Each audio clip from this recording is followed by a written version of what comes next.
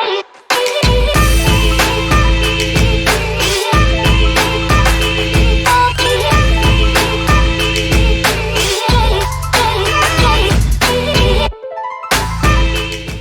is Charlie Parsons for Boxing Social in association with William Hill and Empire Fight Store.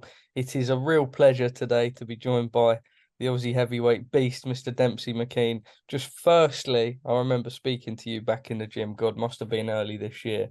You were knocking on the door for fights. Anthony Joshua's name was being thrown about for that April date. You find yourself now, you have something to get up for. Filip Hrgovic, just firstly, how excited are you? I'm very excited, mate. You know, like we said, we've been mentioned many times for a big fight. Like I said, Hrgovic-McKean, then it was AJ, the Tyson Fury thing had come about in Australia as well. So, and now we've got Filip Hrgovic. So this is probably the best possible outcome, you know, for a potential fight. Obviously, a win here will see us propelled into a fight of to get mandated against the winner of Dubois and Usyk. So, you know, you can't get much more fast track than this when you're after a big fight. So, you know, they say good things come to people who wait, to those who wait. So, you know, I've been waiting long enough, and something good has finally landed in my lap. You know, so I'm very excited. With that being said, we know that inactivity is something that people can definitely struggle with mentally. For you, it's sort of been a sort of up and down. You get periods where you're able to get out, you look really good, and then it goes flat a little bit again. How did you deal with that mentally? You know, you've sacrificed a lot. You're down in Essex now at the Matchroom gym. To be in the position you're in, I know it's all paid off, like you say, good things come to those who wait, but there probably would have been an element and period of self-doubt in your mind. Yeah, definitely is getting quite hard there. You know, like I said, we wanted to try and stay nice and active. And my last fight was on the Matchroom card in Brisbane back in October as well. So I would have liked to squeeze another fight in before this one. But, you know, when you're trying to get a big fight lined up, obviously there's a lot of negotiations, a lot come into it. So obviously they take a lot longer to kind of secure that kind of fight. So I'm happy kind of waiting. I think Filip Hrgovic was out roughly around the same time I was as well. So, you know, we've both had a bit of a layoff, you know. Yeah, I would have liked to squeeze another fight in, but I'm happy that I've got this fight locked in, and this is the one I've got to kind of look forward to and work towards. But it's like, you know, a bit of ring rust here and there. But, you know, I've been in the gym the whole year. So I've been training for a fight since January. I've been in and out. I've been sparring a lot. Start a camp, we stop a camp, we start another one. Like I said earlier, we were looking to fight in May, then June, then July, and now it's August, you know. So I have been getting a lot of rounds of sparring in. So at least I'm keeping my ring IQ and my sharpness there.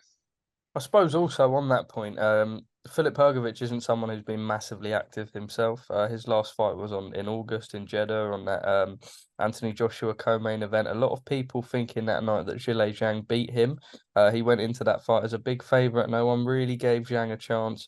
Zhang went in there, put in a great performance. Filip obviously walked out with his hand victorious, but I suppose there's things in that fight that you can see. There's also things in, well, he similarly to you hasn't been massively active, probably not as active as he would have liked. There's things that you can really take going into this fight, right, Dempsey? Yes, there is, of course. And obviously Zhang is a 6'6" southpaw like myself. So we're kind of basing a lot what we've seen in that fight. Obviously, I think I've got a lot more tools than Zhang. My feet are better, my hands are faster. I'm a lot more mobile as well.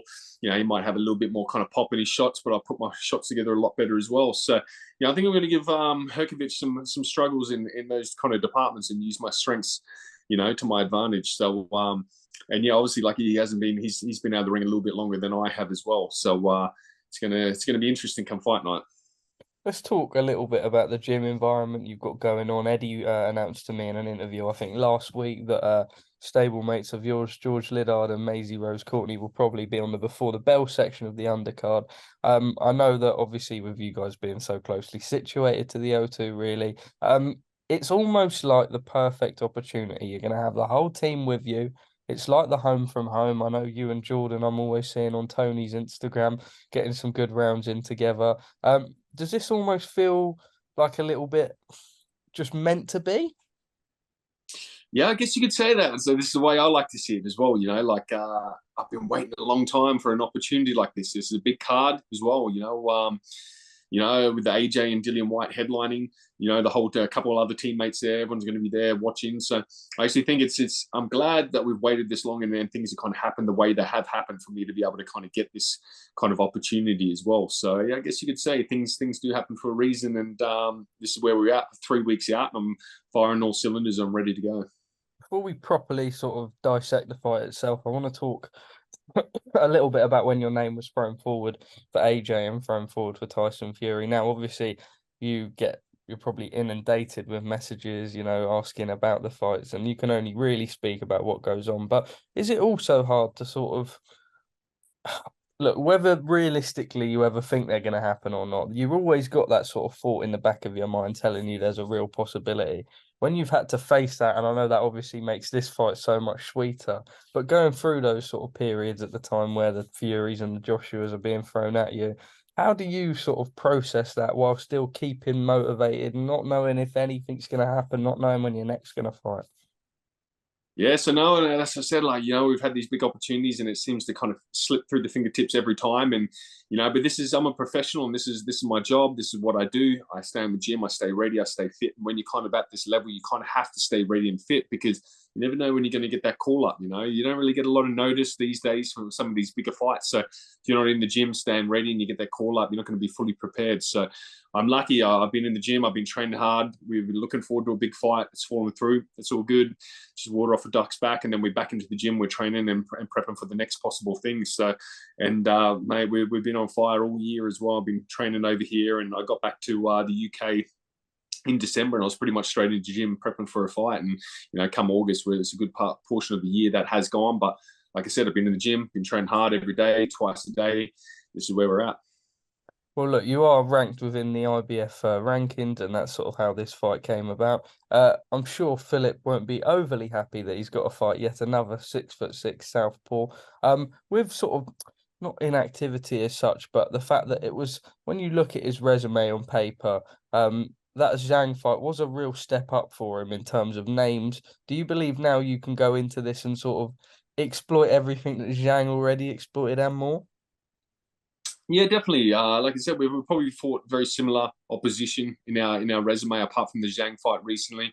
I've got the win over Johnny Rice, the big American, as well. So I think we're pretty much kind of similar to where we're at. So and obviously I'm looking for my big step up fight too. So if I can kind of come out here and put a good performance on and take the winner out against Hrgovic, I'm right in the mix, and not just for the reason that I'm getting mandated to fight the winner of Usyk and Dubois next. I think I'll gain that respect that I feel like I've been chasing for quite some time. And until you do fight someone of note and a big name and put on a good performance, then you're probably not going to get that respect. So, this is just how the game goes, unfortunately. But I'm keen to showcase that. You mentioned that you didn't sort of have that middle ground jumping into this fight. You just had to sort of seize it. You would have liked to fight first, but whatever happens, you've got this fight now. Do you almost feel like it could play out in your favour in that, we've never seen a Demsey McKean that really needs to get up for the big occasion, and now you have that? Yeah, definitely. I'm one of those people that kind of thrive off my opposition as well. So the level of the opposition I'm fighting, I really feel Filip Hrgovic is going to bring out the best in me as well. Someone that's going to, throw punches back as well. It's a lot harder to kind of look good against people that don't tend to want to throw punches back and kind of turtle up a little bit. So, I'm feeling good. And, the footage in the previous fights that he's probably watching to me, I'm going to be coming in a completely different fighter as well, which is going to shock some people and himself as well. Just finally, I don't know if you're a man that likes to make predictions or however you like going about these sort of things, but what can we expect to see come August the 12th, co-main event, the Lion's Den, as it was always called, the O2, the undercard, Joshua-Whyte? It doesn't get any bigger. Going to come forward, and I'm going to look for a good boxing clinic. And obviously, with the previous fight was Zhang and Hrgovic, I think a stoppage is quite necessary to secure that win. So, but when the opportunity's there, I'm going to take it, but I'm not going to go looking for it. And we're well prepped for a 12-round fight, but the knockout is going to be something special if I can come away with that for sure. Well, Dempsey, just finally then on the gym as a whole, iron sharpens iron, and what a gym it is. I mean, I know that you've got a good bond with Conor, Jordan. We know that Joe's back in. John had his birthday recently, and then some of the younger lads. Tony's tutelage is something that I'm sure would have been incredible to you in moving to the UK.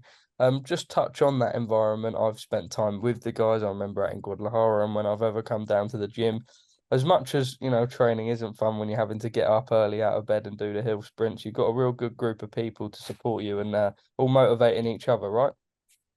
Yeah, definitely, especially when you come from the other side of the world. You don't know anyone here. My partner is British as well, and she's got some of her friends and family, but they're all West London based, and we're out in East. So, you know, it's just slot into a gym like that where everyone's gets along and there's a good bit of banter. And the Aussies and the Pommies, as we like to call you guys, you know, we always have pretty similar banter as well. So there's plenty of shit talking in the gym and banter getting thrown around. So that makes it a lot better as well, especially when you're getting flogged around the place doing sprints and conditioning and the whole lot. But they're really good people, great fighters. And I think that speaks volumes for Tony as well as a coach. You know, look at you know, Joe Cordina, 2-time world champ. You know, John Ryder fighting Canelo, and Conor Benn on the verge of a big fight, and myself, and then Jordan Thompson, a great cruiserweight on the way through, and then obviously the younger generation coming through too.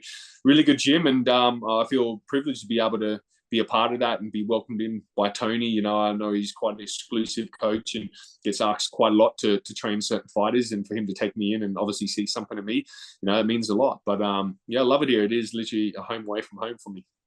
Well, Dempsey, I look forward to catching up with you on Anthony Joshua Dillian White fight week. Until then, keep yourself training. I think we're 3 weeks away today, so it'll be starting to get real. Just a final message to your supporters. I know that they would have sort of eagerly been anticipating this moment here, and good things to come moving forward. Yeah, definitely. I'd just like to say thank you to all my supporters, my sponsors, everyone that kind of follows, and the new supporters I'll be picking up after that win on come August 12th. So it's been a long time coming to get this big fight, and I've been talking about it. Big fights on the horizon, and now it's finally locked in, signed, sealed, delivered. It's just time to get in the ring and showcase it now. So looking forward to it. So Dempsey, top man, thank you for speaking to us at Boxing Social.